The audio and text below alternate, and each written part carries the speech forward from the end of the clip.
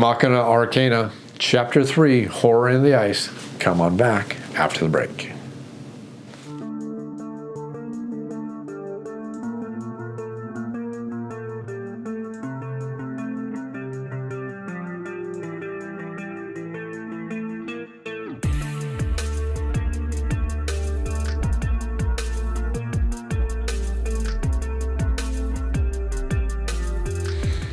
Hey everybody, welcome to the show, Board Game Reviews. This is a YouTube channel dedicated to the tabletop gaming hobby, and this video is part of a series of videos looking at the game of Machina Arcana. Now, this series of videos, I'm actually doing a full playthrough for the Horror in the Ice campaign adventure itself, and we're actually starting here with chapter number 3.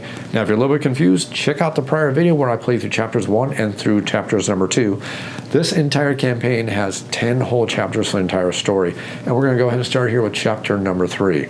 Now, if you enjoy the video and the content I put out there, make sure you like and subscribe. This channel is 100% sponsor free, which means I don't have the luxury of sponsorship, which means everything you see I bring to you from my own pocketbook, and you can help me cover my costs by liking, by subscribing, and also by tossing $1 in the tip jar over on Patreon at patreon.com/OTSBGR. Let's go and start chapter number 3. Torn Journal. Our gory path led us to an abrupt end at an entrance to a room. In the center, a book lay amidst assorted articles scattered all over the floor. It was instantly apparent that this tome was a journal, and by lucky chance written in my language. The author's carefully penned memoirs descended into frenzied madness as the dates wore on. The work proved beyond doubt that the writer was a member of the House of Bliss. I could feel my spine tingling with disquietude as I comprehended that the cult could be here, now at this very moment, lurking in the shadows, weaving their deceitful webs like patient spiders awaiting their prey. The last entries in the diary were cryptic and delusional, and clearly the result of an unhinged mind. There was partially dreadful chapter, Missing Pages, which described a ritual of reanimation in loving detail.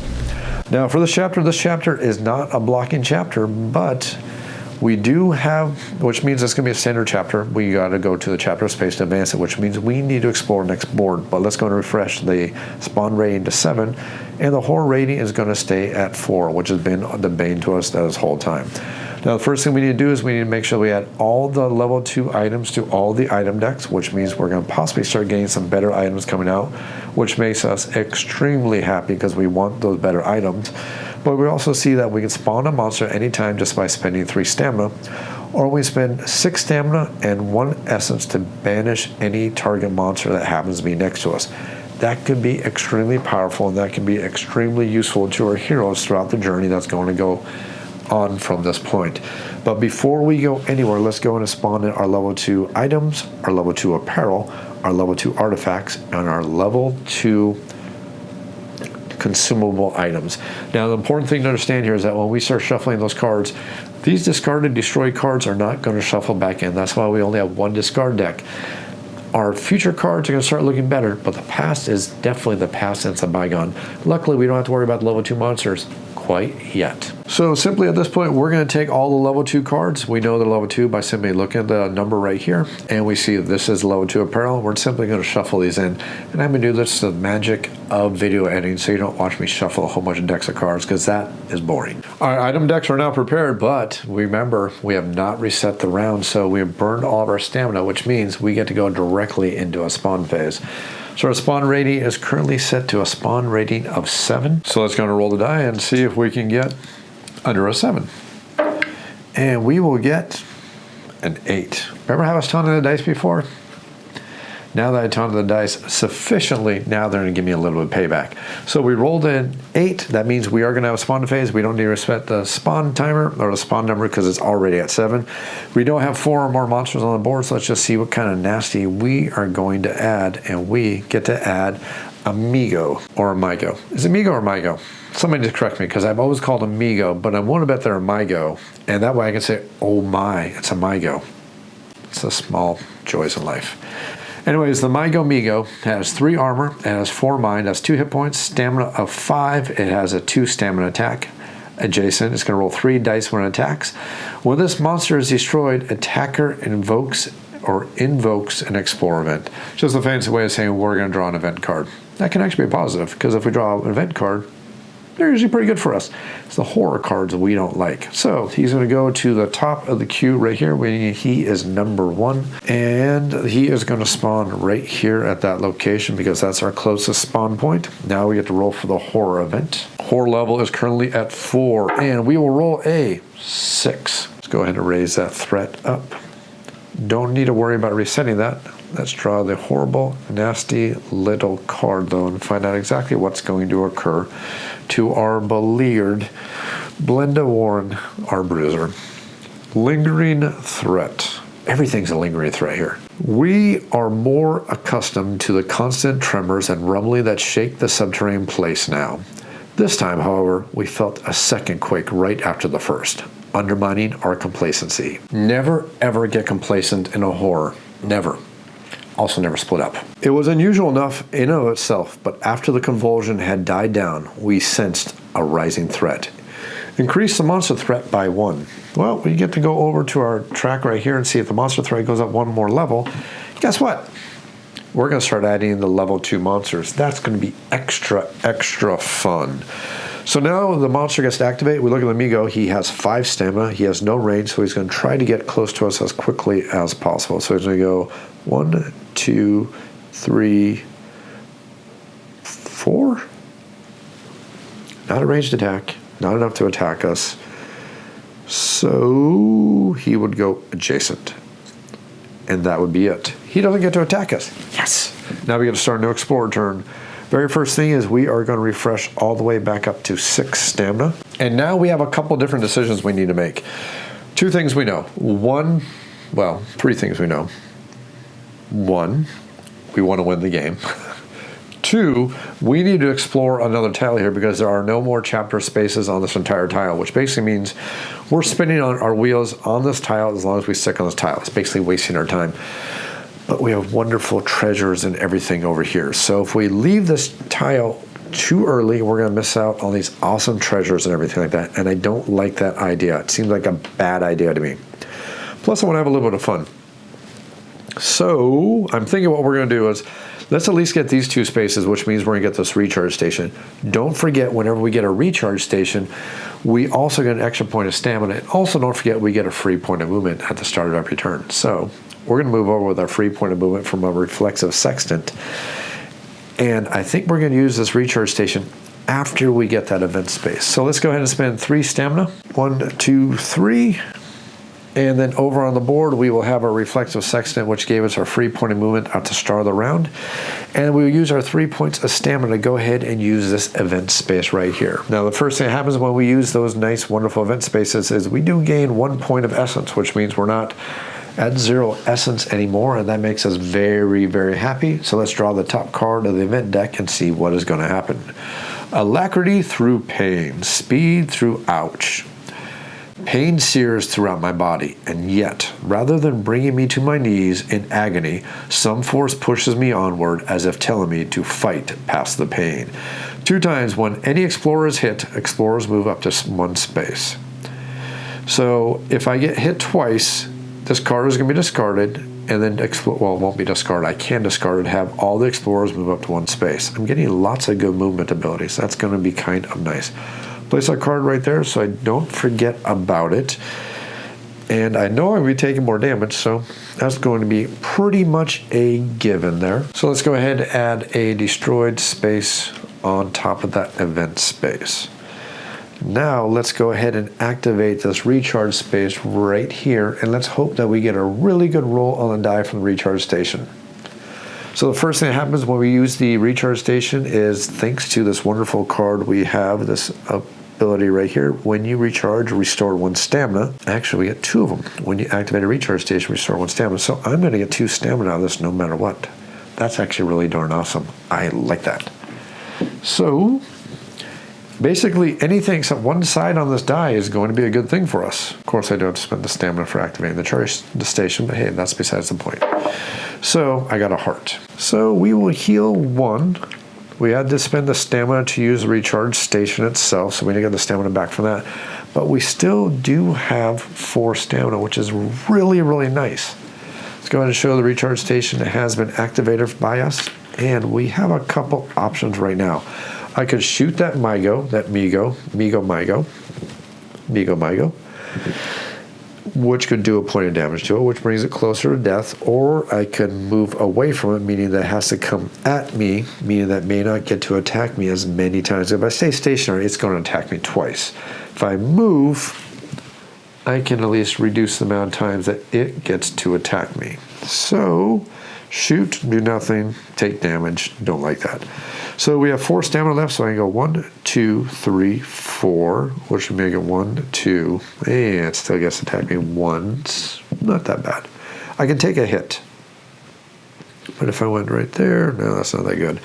Let's go and spend 4 stamina. We're going to go 1, 2, 3, 4 stamina, so I at least get access to those 2 chests. That burns up all of our stamina. So next thing we get to do is we get to do a spawn phase. So spawn is set to 7. And we'll roll a 9, which means we are going to spawn a horrible evil monster. And it's a good thing we're spawning right now because we're about to advance the horror track and get those level 2 monsters out there.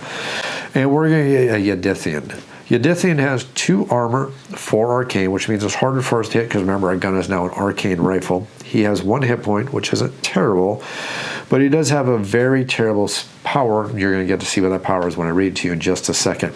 One thing I really do enjoy about this game is they did a really good job of capturing the theme of H.P. Lovecraft. The monsters do really match their powers and abilities of what you would expect from an H.P. Lovecraft novel. But anyways, he has 5 stamina. He has 2 stamina to attack a range of 3 that does 3 dice of arcane. When this monster is destroyed, attacker gains an item.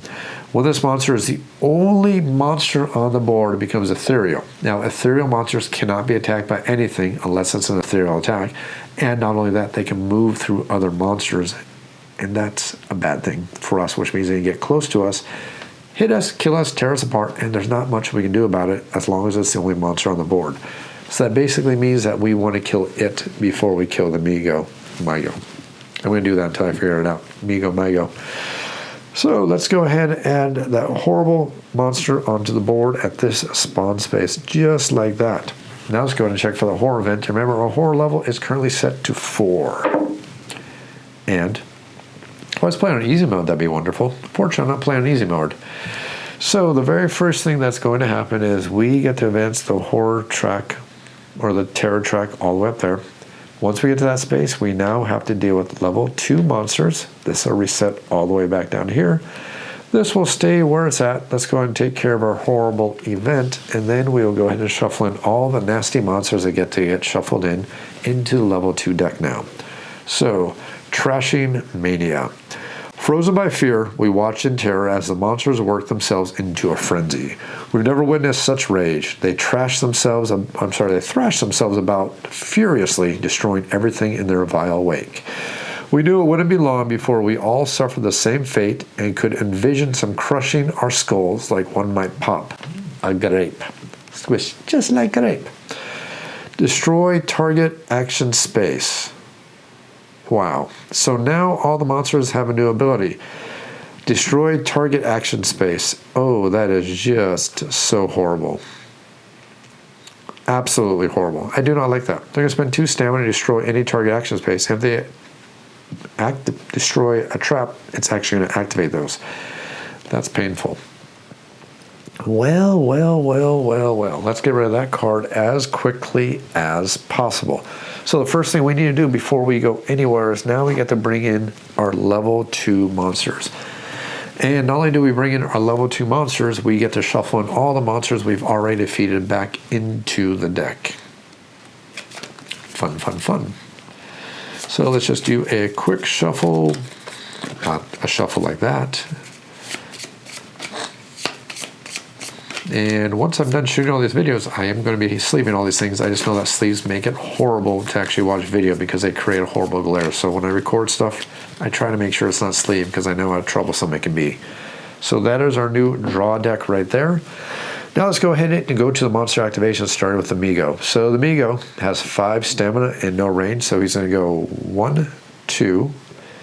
I can put him adjacent, which still allows him to attack, and now he gets to attack me for 3 white dice. Well. Remember, I have 3 armor right now. Correct, 3 armor, and I have 3 mind. So, ouch, that is definitely going to hit. Actually, it's an arcane attack, so it's a good thing I looked at my mind, so it still hits me. Still is going to do 1 point of damage to our hero. That puts us down to 4 hit points. Back over to the Yodethian. He has 5 stamina. Range of 3, so he's going to go 1, 2, 3. 1, 2, 3. Can he get me from here? 1, 2, 3. Nope, he cannot. So this will be third movement. He can hit me from there, but actually this is kind of funny. I think using the AI of the monster, it would actually attack this because he has 2 stamina left over because he spent 3 stamina already. He has 2 stamina left over. Since he has 2 stamina left over, he would do his ranged attack against me because it only costs 2 stamina. So never mind. We're not going to do a trashy mania. He's going to go 1, 2, 3, and he's actually going to attack me because his attack right there says 2 stamina, 3 range. If only he would have activated a trap on himself. That would have been very, very funny to watch. So this is also an arcane attack. Remember, my arcane level is at 3, not at 2, because I do have that reflective sextant, which is currently bumping on my arcane or on my mind stat. And we rolled 2. Yes! Saved by my wonderful arcane stat. Because remember, I have a 2 arcane, but the reflective sextant right here adds 1 more mind, making sure that I actually have 3 mind. So I didn't take any damage from the Yodethian. And that is it for the monster phase.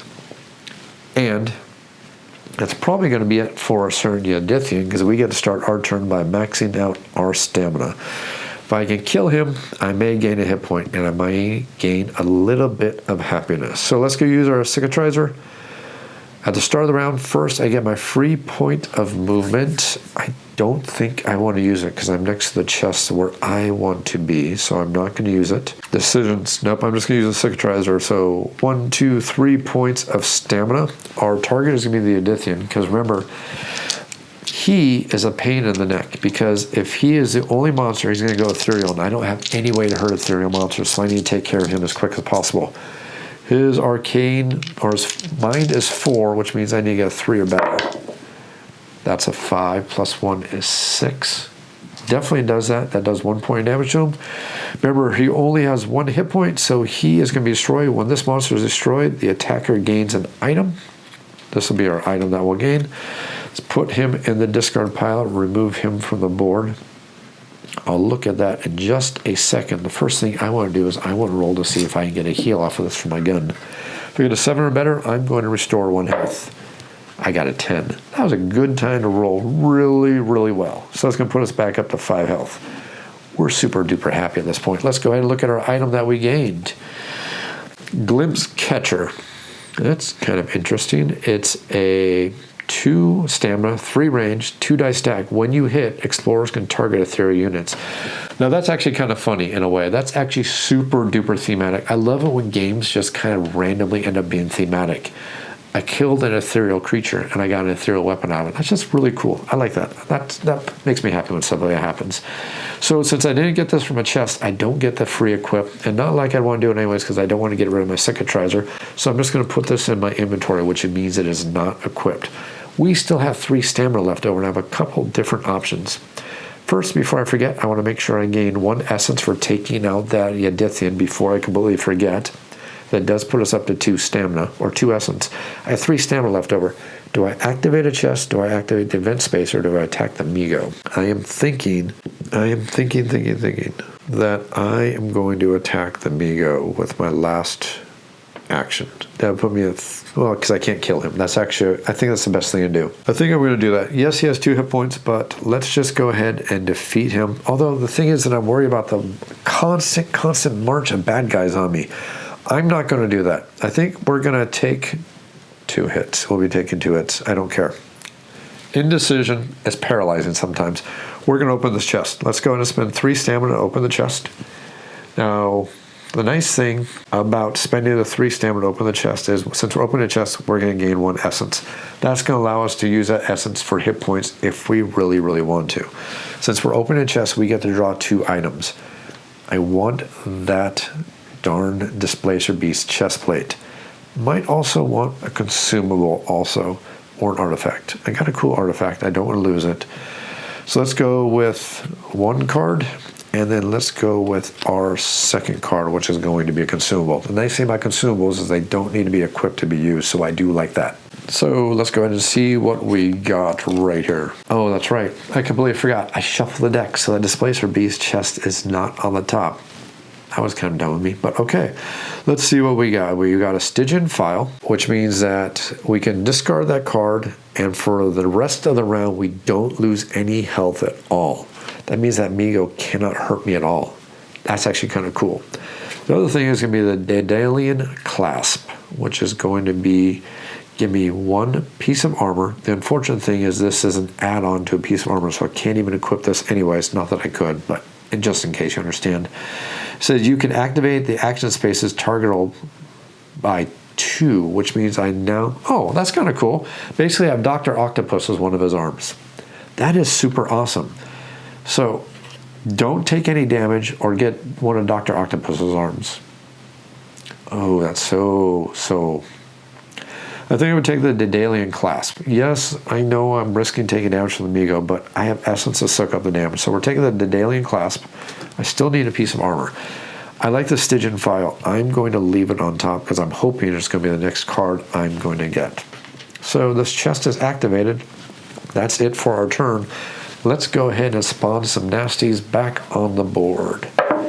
And we'll roll a 2. Hey, we don't get a monster spawn, so the monster spawn is going to go down by 1 level. Let's go ahead and resolve for the horror event. Now remember, the horror level does have to be at 4. And now I'm questioning, when Trashy Mania came out, did I forget to advance the terror level? I think I did. If not, just leave a comment in the comments down below. Remind me, let me know I made a slight mistake there. But rolling for a horror, and I got an 8, which means we are going to get a horror event. Let's go and advance the terror track up by 1, and let's draw our horrible card here and figure out what we need to encounter. Broken item. Well, that's just dumb. These halls have an inexplicable way of imbuing the very air we breathe with pessimism, and it obstructs every step we take into here. Sometimes you need to lie back and allow the currents to take you, but what if it only flows towards certain oblivion? Destroy a top item card from each item deck. Well, let's look at the pain we just lost. We just lost a sturdy targ. Not a big deal. We lost the abettor, which was a hood. When you gain a consumable, restore 1 stamina. It's kind of a funky looking little cap. Actually, it's an add-on. Couldn't have used it anyways, or I wouldn't have used it anyways. We got the Vicinity Galvanizer, which is when you restore health, restore 1 health to adjacent players. Not that great, because we're playing a solo game. And then finally, the Stygian File, which we knew about, which makes us very, very disappointed. Well, that was terrible. So let's go ahead and activate the 1 remaining monster on the board, which is the Migo. And he's going to make a 3 white die arcane attack with us. Unfortunately, he's also going to do it twice. So first attack is going to be 5. That's definitely going to do a point of damage. And second attack is going to be 2. That won't do any damage to assault. That's awesome. Let's go ahead and either take point of damage or essence. Let's go ahead and lose that essence this time. I think I'm actually okay losing the essence instead of losing hit points. Let's start the new Explorer round by refreshing our stamina. Okay, let's shoot the Migo. Just once, that way he's close to death. Actually, let's shoot him twice. I kind of like the idea of shooting him twice. Well, let's figure out how good the first attack goes against him. So let's burn 3 stamina to shoot him once with our cicatrizer. Ooh, that misses. So we rolled a 2. Now remember, the Migo has an arcane or will of 4, which means we need a 4 or higher. Even with our +1, that's not quite high enough. So we didn't do any damage to him at all. So we can't even kill him anyways. So that's going to influence my decision. Let's go ahead and spend 3 stamina event, or I think we're going to spend 3 stamina for the chest. I'm looking for armor. I really, really want a chest plate, really super badly. So we are going to gain 1 essence from opening up the chest, and let's go ahead and draw from here. And we want armor bad. We really want armor, because if we do that, we can equip it to our Daedalian class, which means we'd be Dr. Octopus. Darn it, we got boots and boots. Okay, so we can spend 1 stamina and an essence to gain 3 stamina. Basically a net gain of 2. Actually, kind of worse than that, because we got to spend an essence to do it, but it's 2 armor. Or we do the ability to move through up to 4 passable or pit spaces that are adjacent to a wall. Let's see, move through up to 4 passable or pit spaces that are adjacent to a wall. So basically, I get 1 extra point of movement as long as I'm running against the wall. I don't like that. Let's discard that. Now, let's put the charging boots in our unequipped gear section, and that's basically going to be it for our turn. So as you see, the rounds are starting to get a lot faster now that I'm not doing a lot of talking. Let's go ahead and roll the die for the spawn phase. We'll get a 1. So that's quite easily going to spawn a monster. And the nastiness, actually wait, no, that was kind of fun of me. We rolled lower then. Lower is hard concept for me some days. So that's going to bring us down to a 5. Now let's roll for the horror phase, which is currently at 3. And we'll get a 2. So no horror event this turn either. That means the horror is going to go down to 3. But bad guys do get to go. The horrible evil bad guys. And that does mean the Migo gets to attack me twice with this 5 stamina. First attack is going to be a hit, because I only have 3 mind. Second attack is going to be a hit, because again, I only have 3 mind. So going back to our hero, we'll go and take 2 points of damage, just like that. So 1 essence, still have 5 hit points. I'm thinking we're okay with that. Let's go ahead and refresh back up to 6 stamina, and let's go ahead and start the next round. So for the new round, I am thinking we are going to take advantage of our reflexive sextant, which allows us to get that 1 point of movement, and we will move right there just like that. And I don't think we're going to use the event space. I think what I'm actually going to do is we're going to go ahead and start advancing the storyline and seeing where the storyline is going to take us.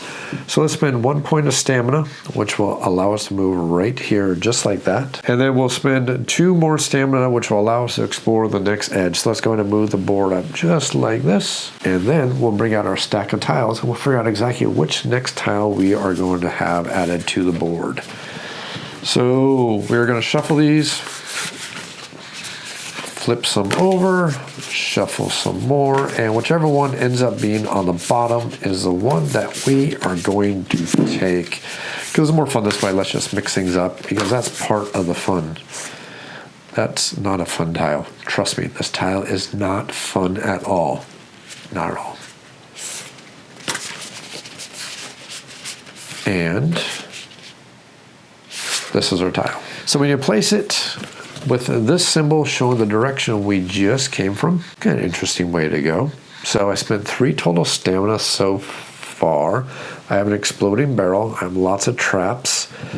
There is our chapter space that we need to get to very, very badly. So if only there was a recharge station that we could get to very, very quickly, and make life for us so much better. So we have 3 stamina left over. Let's go and make sure that this is all very, very visible to all of you. We have 3 stamina left over. I can go 1, 2, 3, and take a heck of a risk by ending our turn on a trap space, where I can go 1, 1, 2, 3. I don't like that at all.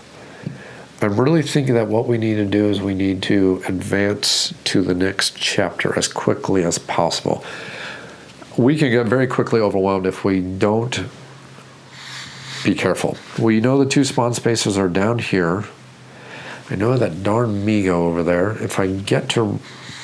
I have lots of choices right now. I have 3 stamina left. I could actually take a pot shot at the Migo. I think that's actually what I'm going to do. Let's just go ahead and... Because Okay, I think that's actually what I'm going to do, because if I'm on this tile right here, that means this is going to be the tile where everything's going to spawn from. So if I don't leave this tile yet, that means all the spawn things are going to spawn way, way behind me. Let's just spend our last 3 stamina before we end this turn to go ahead and take a pot shot at Migo. And let's hope that luck is much, much more on our side, because if we take him out, we get an event. I mean, at least do 1 wound to him. And, okay, barely are going to do it. So remember, the Migo has a will of 4. Our gun adds +1 arcane, so it's going to be 2, 3, plus 1 more, is just barely enough to do the point of damage to the Migo. So the Migo has now taken 1 point of damage. He's not dead, but we have definitely done 1 point of damage to him, and that's it for our stamina. Let's go ahead and go to the spawn phase.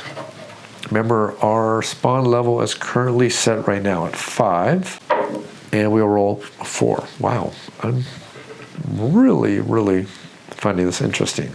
Let's go ahead and roll for our horror level. Remember, horror level is currently at level 3, and we'll get a 5. So the first thing that happens is we reset this back up to 4. Threat level does go up by 1, and then let's draw the nasty little card and see what we have to deal with now. Blood in the air.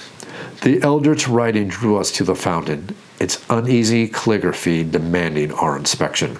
Upon our approach, however, the foulest smelling of liquids, the dark red of diseased blood, erupted forth. Clinging to our exposed skin, this base perfume corrupted us, making our injuries immune to any ministrations. Explorers cannot restore health. Oh man, this game is just doing its best to make my life miserable and challenging, which is a good thing. So that means we can't restore health. So it's a good thing that we have at least 1 essence left over, because now that Migo gets to attack us. And remember, he can attack us twice. So he's going to move down 1 space because they like to stay adjacent and still hit the max attacks. Still rolls 3 dice. And that's going to be a 5. That's definitely enough to hit us, because we know that our mind is only at a 3. Second attack is, well, there's 3 that matches. Words are hard some days. That's 1 essence for 1 point of damage and 1 hit point for the second point of damage. That is going to end this round, starting the new round by refreshing, regaining up to 6 stamina, using our reflective sextant to get that 1 free point of movement. Am I going to bust towards the chapter space? I think I'm just going to bust towards the chapter space. I think that's our best decision. So let's go ahead and burn all of our stamina. Let's go 1, 2, 3, 4, 5,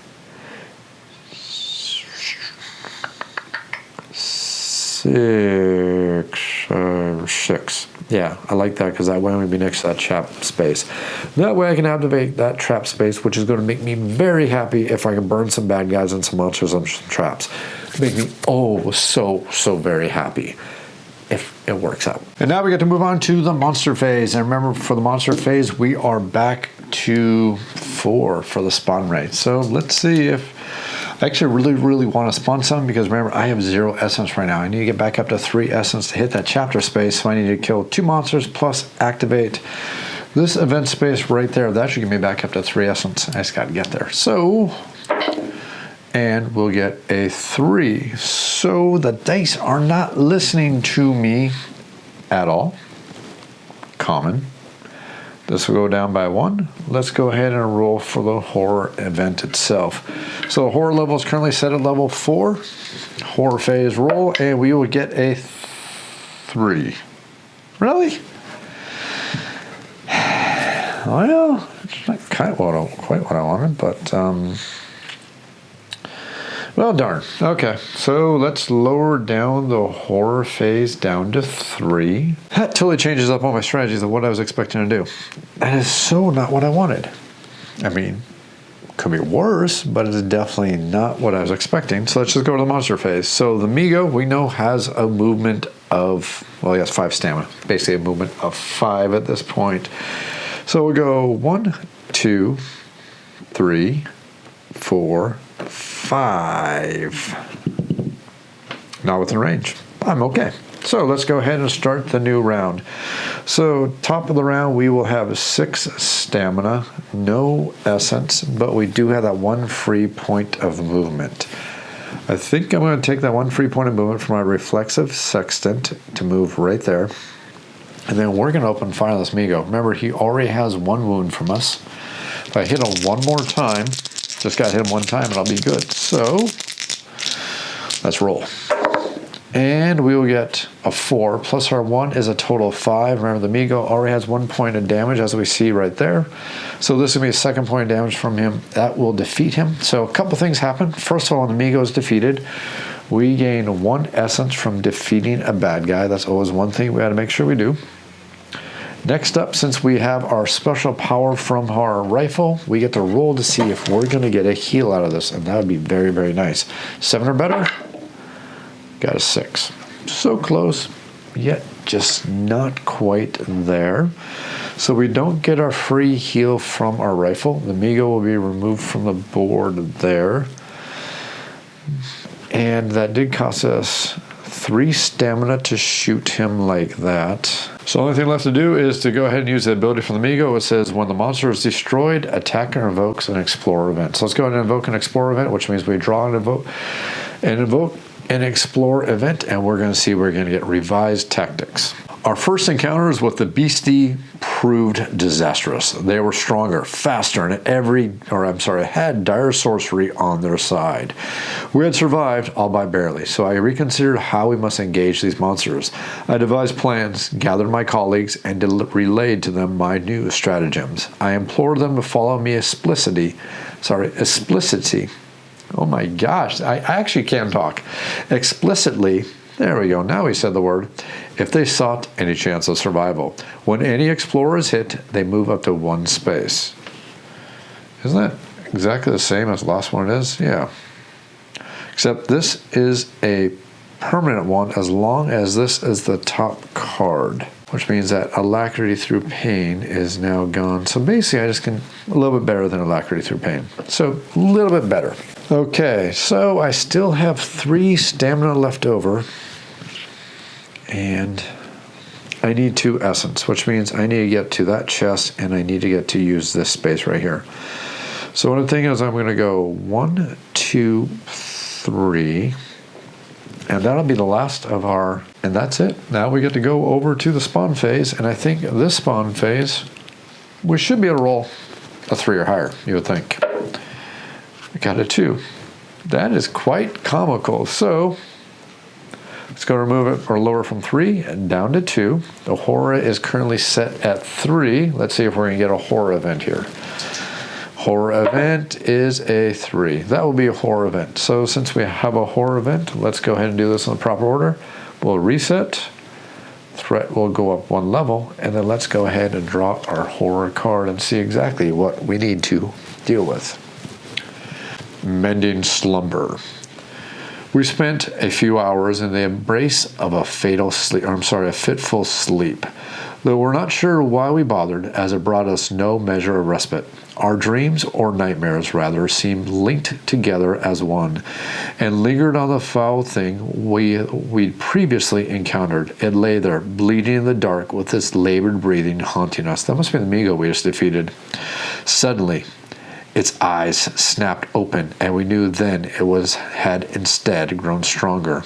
On start of wounded monster's turn, it restores 1 health and loses 3 stamina. Well, this actually came out as a great time. I would not have liked it if the Migo would have been down bleeding and then fully healed. That'd be kind of lame. So, nice. We can actually live with that, and it also gets rid of explorers can't restore health. So now we can restore health again. I am very, very happy about this. This makes me super duper happy. It actually worked out pretty darn good. So we don't have a monster phase to spawn this round, or a monster activation phase, so there's no monsters on the board. So let's go ahead and start the new Explorer round by refreshing back up to 6 stamina. And then we are going to interact with that treasure chest right there, which is going to cost us 3 stamina. Which is going to give us 1 more point of essence, meaning we're up to 2 essence. Now I need to figure out which one I want to go through. I am still needing a suit of apparel. I got my boots. I got my Doc Ock arm, so let's go ahead and go to apparel, and we will reveal that we will gain Aha, we finally got something I can use. So we have the Ritual Cloak, which your attacks are arcane. We already have arcane attacks, not a big deal. And we have the Obnubulator, which is when you attack or block, reduce attack roll by 1. Explorers can target ethereal units. I don't like that. When I attack, my attacks go down by 1. When I block, not liking that at all. I think we're going to take the Ritual Cloak. Now I just need to see if the symbols are going to match up. So that symbol matches up. And that symbol matches up. So that cloak is definitely something I want. So the Obnubulator, yeah, let's not take it. We're going to take the Ritual Cloak, which means I need to do a equip action to go ahead and put that on. And I think this is going to be probably a good time to do an equip action because I am liking those abilities. I'm liking those things. I think that's just going to be fantastic for us to do that right now. So to invoke our inventory, it is going to cost us 3 stamina to do so. So we fully use all our stamina. And technically everything we have completely unequipped. We look at all of our cards and all of our items and we decide how we want to go ahead and re-equip everything from beyond that. So we know we're going to leave our cicatrizer and our arcane powder because we definitely want to leave those as our primary weapon because it just works great. Although the glimpse catcher is nice, it's only a 2 attack dice and we're still not worried about ethereal enemies yet. I haven't had to deal with any major problems with them, and although that's a one-handed weapon, ew, it's tempting. Nope, we're not going to do it. I like the longer range. I like the heals.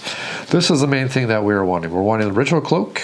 We want the boots. Symbols match up, so we equip it right there. And we got our Dr. Octopus arm right there, which means we can still equip a helm. If only I had a helm, that would be very, very good. But I don't have a helm, but that's okay. I do have this wonderful item right here, and we're going to go ahead and equip this awesome item. And this is going to give us 2 more arcane, so now our mind stat is a total of 5 because we have our base 2, plus we have the +1 from the reflective sextant, plus we have the 2 here from our cloak right here. Then we're going to get 2 more armor right here, plus 1 more armor right there. That means we're going to have a total of 6 armor that the enemies need to roll to go in and hit us.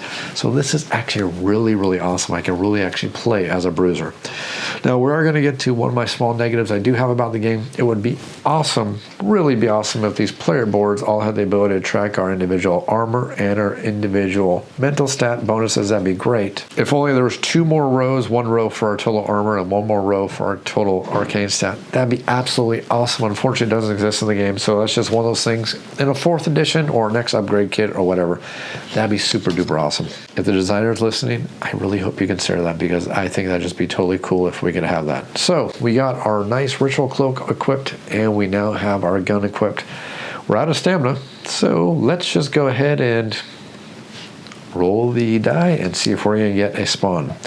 Now at this point, the spawn phase is now at level 2. Basically, if I roll a 1, it'll spawn again. I don't want that to happen because I need essence. So we will get a 9. That's very easily going to cause a spawn phase to occur. So let's go ahead and reset this all the way back up to 7. And let's go ahead and figure out what kind of horrible nasty is going to come out on the board. Hey, it's a Saral again, a level 1 monster. Not too terrible. Seen him before, we know exactly what he can do, and he's going to come out on the nearest spawn space. So 1, 2, 3, 4, 5. 1, 2, 3, 4, 5. I'm pretty much right in the middle of the board. Interesting. I think technically this is a closer one. So we will go ahead and spawn him on that location right there. Now let's go ahead and roll for the horror event. And the horror is currently set at 4. We will roll a 5. Or is that a 2? Is that a 5 or a 2? That's a 5. Okay. That's a 5. So let's go ahead and raise the threat up. We're already at 4. Let's draw our card and figure out what kind of horror event we're going to have to deal with here. In his wake. Runes of power carved on dark scent of magic caster's mark. Words unspoken, lips are sealed, seal now broken, path revealed. Ancient chantings long unheard, binding rites, life renewed. Eternal bliss, soul of worlds, granted knowledge with blood earned. Kind of was rhyming for a bit there. I don't want to put 2 destroyed items on top of their item decks. Oh, that's kind of interesting. Put 2 destroyed items on top of their item decks. That's kind of cool. So, actually, no, it's not cool because I got to deal with this dumb Imobulator thing. And the boots will come back. Well, the boots weren't terrible. They're just, I didn't really want them. Would have loved to have gotten that back on top of the item deck. Oh well. So that takes care of that. Now we have to go to the monster activation. So this monster right here, we remember he has 4 stamina. He has no ranged abilities at all. So he's going to move towards me. 1, 2, 3. Can't attack me. So he's going to end up just like that. Or would he go like that? No, he wants to be orthogonal. So he can't do anything to me right there. So that'll end that turn right there for the bad guy. And let's go ahead and start the new round from there. And we remember that he likes to go kaboom if we're not careful. So if I went 1, 2, 3, would he still be in line of sight? Probably not. Let's see here. How can I do this? What would be really cool to see? I think actually a couple things would be cool to see. Let's go ahead and show a whole bunch of gameplay here. So let's go ahead and spend 1 stamina to move right there. Let's go ahead and spend 2 stamina to go ahead and close the door. Now the reason why I want to close the door here is because since all the monsters right now are mindless, that means they have to actually break down the doors, which costs them 4 stamina, which means any monsters that spawn down here are now going to be slowed down. This is a really good thing for us. This makes me kind of really super duper happy. So I have spent a total of 3 stamina. I spent 1 to move here, 2 more to move down that space, which means I have 3 stamina left over. Let's go and spend that final 3 stamina to activate that event space. And the reason why I'm activating that event space is because we want that 3rd essence, because we need 3 essence and 4 stamina, to activate that chapter space just there, right there. And that's the only way we're going to advance to chapter number 4 and continue the story. So let's go ahead and see what kind of event card we are going to gain. Projection. On one of the numerous raids we performed on the House of Bliss's secret lairs, we had unearthed a peculiar powder that, according to sundry writings on the topic, can exchange matter between 2 individuals. By the way, this is one of the special cards that's specific to this adventure, the Horror of the Ice, which is kind of cool. So it's going to be very thematic. I am hiding it now I'm holding it now in my hands and am determined to see whether the scribblings are true, and so without further introspection on whether it is a wise idea, I begin the words of the chant necessary to perform the switch. Trade with any explorer on any map tile, use inventory. Kind of cool. It's not really going to do much for us since we're playing a 1 hero game. I'm not going to worry about that. I think technically we should draw another card, but I'm not going to worry about that. I don't want this to go super duper long on the playthrough. I'm rather just trying to show everybody playthrough gameplay and showing how the adventure is going to go through. But that's going to be the end of that. Let's go ahead and go over to our horror phase and roll. And we're back up to 7, and I rolled a 7, which means we get to spawn a nasty little Buopop. You guys saw me shuffle these cards. I definitely shuffled them. So he's going to spawn right down here, and his ability says that he's going to move 2 spaces, 1, 2. Luckily, I put that door out there to kind of slow him down. Let's go ahead and roll for the horror phase, and we're at 4 on the horror phase, and we're going to get an 8. That'll advance the threat up. I need to start speeding things up because I am taking way, way, way too much time, and I'm afraid that horror phase is going to start really cause us some problems unless I can start lowering down that threat track very, very quickly. I may end up running out of time. I may actually lose by timing out, which is definitely not a good thing. Rest down your laurels is never, ever a good thing. So our horror card is going to be Impatience. Bulky masses, twisting, turning, gnawing, clawing, boiling, churning, eager children, hungry, thirsting, yearning to the point of bursting. With love we kiss all of our creases, lick and brush all of our fleeces. Fly forward now, expand in darkness, slither as one, each other caress. Monsters can move through units. Well, they're all just going to be one big old slippery mess, so we don't need to worry about that one because it's not that big a deal right now. So the first thing that's going to happen is the Saral gets to attack us with his 2 black and 2 white dice. You know, you may not see all 10 chapters in this. I may not make it. I think I may have rested on my laurels just a little bit too much. That's definitely going to do 1 point of damage, and I used 3 stamina. He has 1 stamina left over. He only gets that 1 attack. And that definitely means that we are going to take 1 more point of damage. Now, I could take an essence, but I need that essence to activate the chapter. It's the only way I can advance the chapter. So we're basically forced to deal with that. Next thing up is going to be the Buopoth, who will spend 1 to move next to it. And then he's going to spend 4 stamina to go ahead and break down this door. So that means I did successfully stop him from actually attacking us. So that actually was a good strategy I did there. That's a pretty good tactic.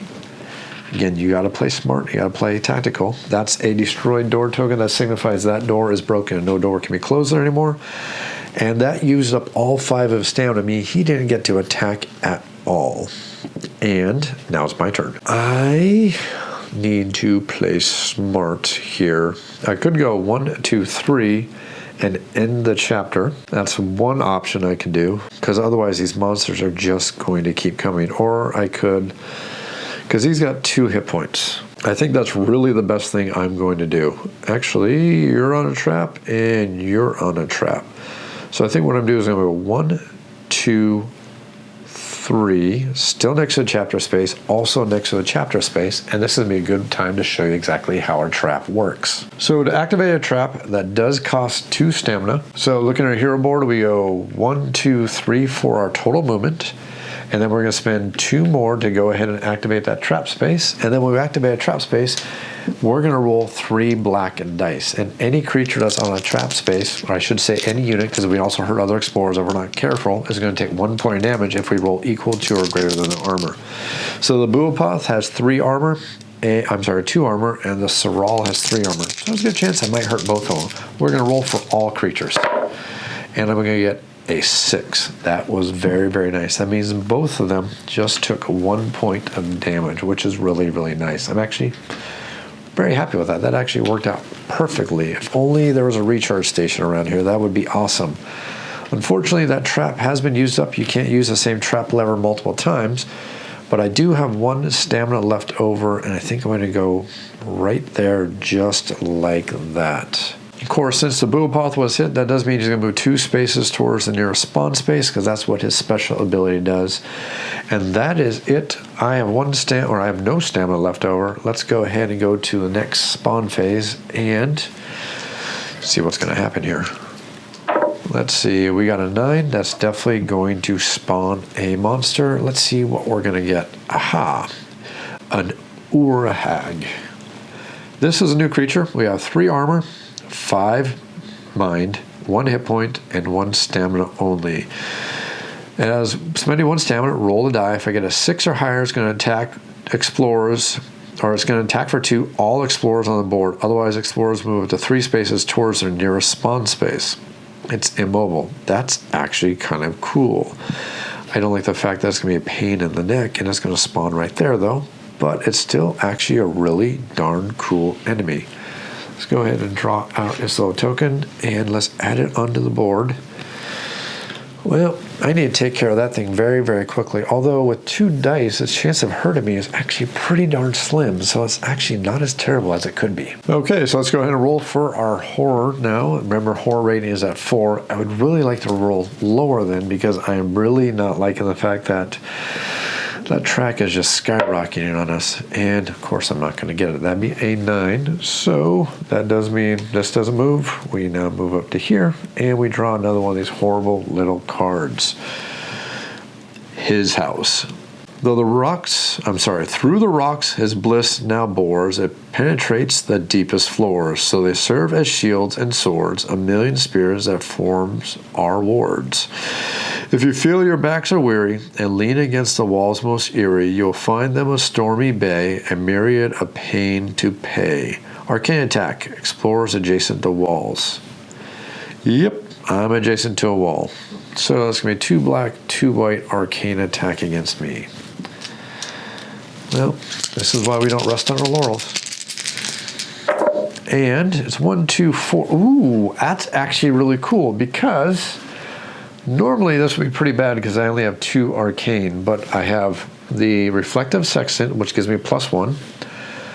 Plus, I have this ritual cloak right here, which gives me another 3. So 3 plus 2 equals 5, and I only rolled a 4, so that was not enough to do any damage to me. So it actually worked out perfectly. No damage to me at all. Wasn't that bad of a horror event, except for the fact that the threat track is skyrocketing up way faster than it needs to be. So now the bad guys get to activate. First one's going to be the Sorrel with his 4 stamina. It's going to go 1, 2, 3, 4, putting him all the way right there.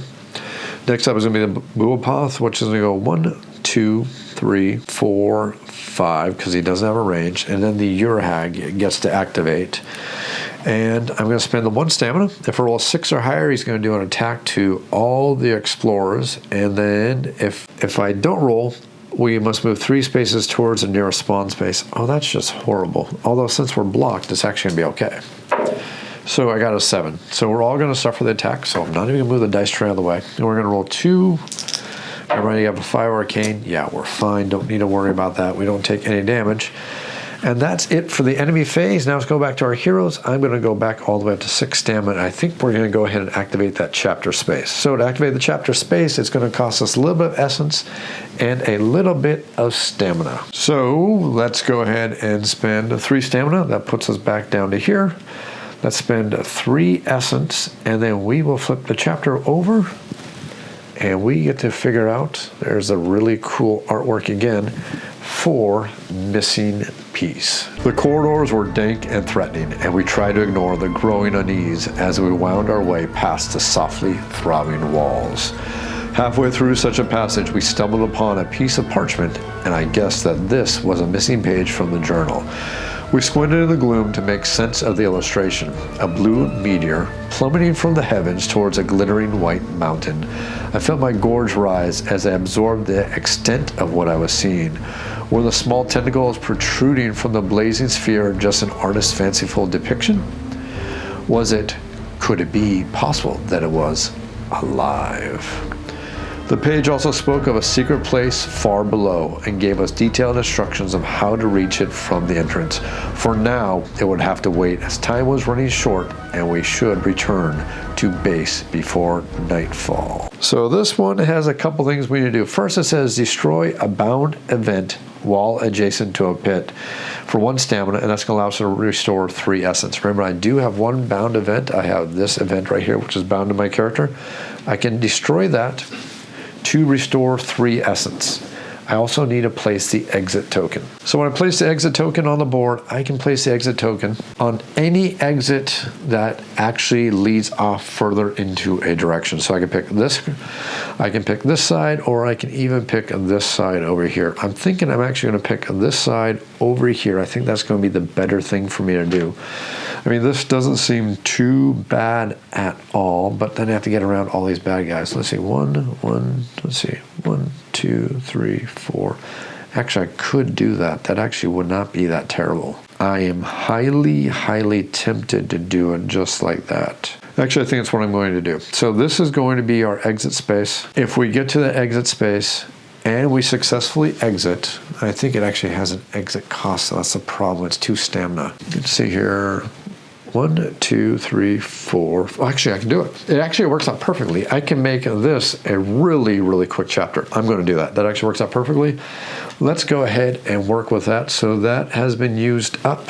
I have 3 stamina left over. Actually, they're going to block me. No, that was a bad idea. I liked my other idea much, much better where I had it over there. Nope, indecision. Gosh darn it, I hate indecision. It's one of the things I try not to do whenever I do these videos because it makes it boring to watch.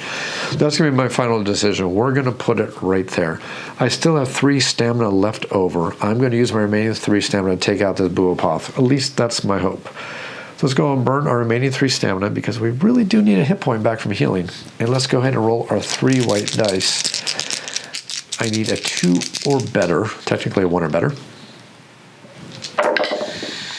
And I got 3 plus 1 is 4. That is the 2nd point of damage to the Buopoth. He is dead. He's going to be defeated. We'll remove him from the board. I can discard him. So I can gain 1 essence for defeating an enemy. The nice thing about my hero, though, is when you kill, you can restore 1 health instead of restoring 1 essence. I think I'm going to go ahead and restore that health. Additionally, don't forget about our nice rifle. Every time I kill something with our rifle, I get to roll a die. If we get a 7 or higher, I'm going to restore 1 health. And I got a 7. Yes, that is really super duper nice. So that means my health is going to go back up to 5. And we're actually doing really, really darn good right now. I unfortunately don't have any stamina left, so that's going to be the end of it. So let's just go ahead and move over to the spawn phase. And we'll roll a 4. That means the spawner will go down by 1. Let's go ahead and roll for the horror. Remember, the horror level is currently at 4. I rolled a 2. That's a 2, right? Yep, that's a 2. I know it's kind of an arcane looking number there for extra effect. So that means the horror track is going to go down by 1, and now the enemies get to go. So the Sorrel gets to attack me, since he's adjacent. 2 black, 2 white. And this will be his only attack. And what an attack it was. Let's see. That is going to be 3 plus 3 plus 2 is 8. All my wonderful armor did not help me. I'm going to take a point of damage going from 5 all the way down to 4 hit points. Good thing I did that healing. That actually worked out really, really good for our hero right there. It has 1 stamina left over. It's not going to do anything with that stamina because it's positioned properly. So now the Urhog gets to attack. Roll the die. This could actually be funny if I get a... Let's see. If I roll a 5 or less, this can actually work out on my benefit. I got a 6. So it's going to attack. 2 white dice. Got a 4. Not enough to hurt me. Thankfully, I have a really, really high essence right now, or mental mind stat, so that's actually really darn good. So hoping I would roll a 5, because then I would have got 3 points of free movement, which would have been awesome. But let's get our 6 stamina back. So 6 stamina back. Let's go ahead and go 1, 2, 3. Spend 2 more, and we will go ahead and exit this tile. And since we managed to exit this tile, we have managed to complete this chapter, and now we get to move on to the next chapter in the next video. Come on back for the next video where we're going to play through the next chapter in our quest in Horror in the Ice.